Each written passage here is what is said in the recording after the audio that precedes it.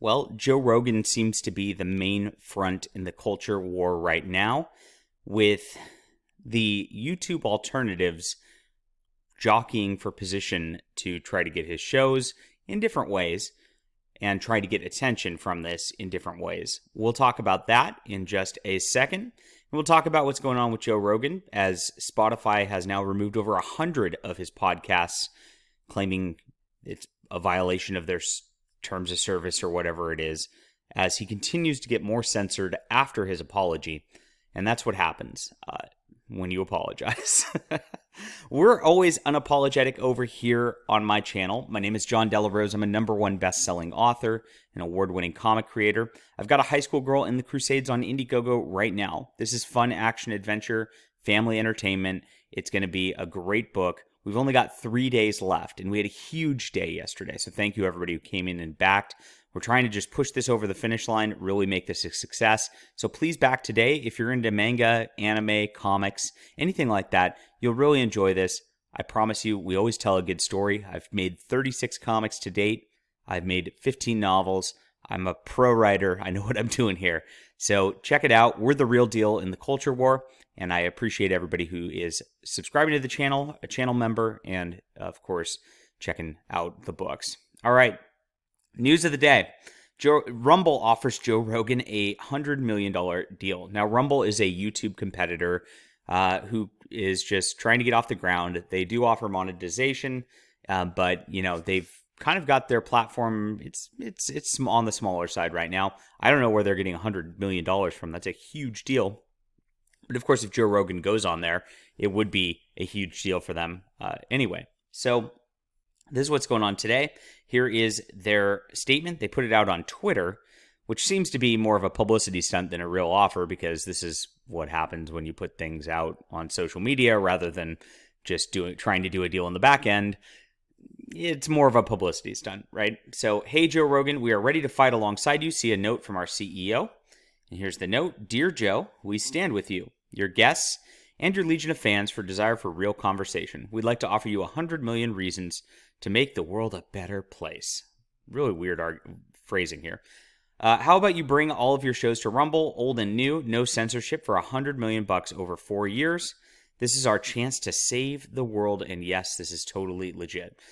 The save the world thing's a bit ridiculous on this, as it's just really his podcast. It's not really saving the world, but they're trying to make a statement. They're obviously trying to get some publicity off of this for Rumble. I do have my content over on Rumble, and because everybody asks me very periodically about, whether I'm on Rumble or Odyssey or BitChute. I've mirrored my channel on all of those platforms over the years, and I get very little views over there. So what it comes down to is there's just not a ton of viewership over there. And, I get that asked because YouTube's probably going to ban me at some point. I'm a little too based for this platform, and I tell the truth too much. And that's a problem for the tech elites usually. But I don't know.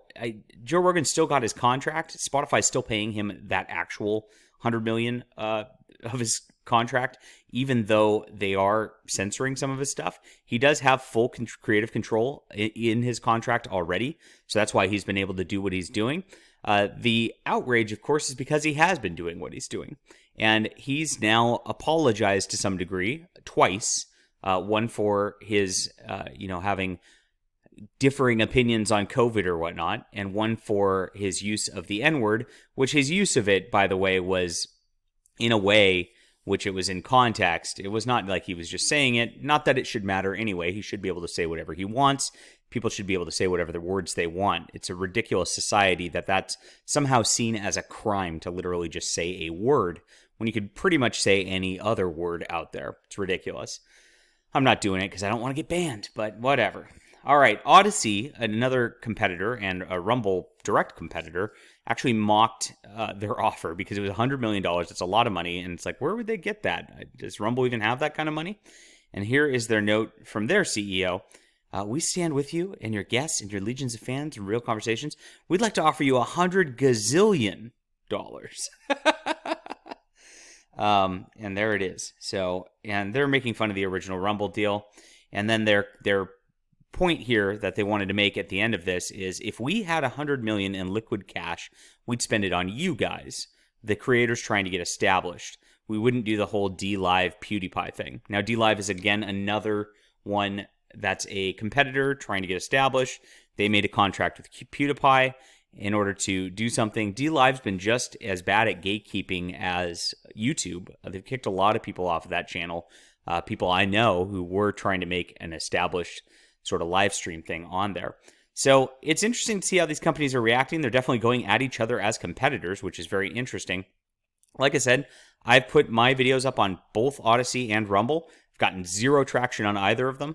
It just seems like there's just not enough of a market to go onto those platforms as it is.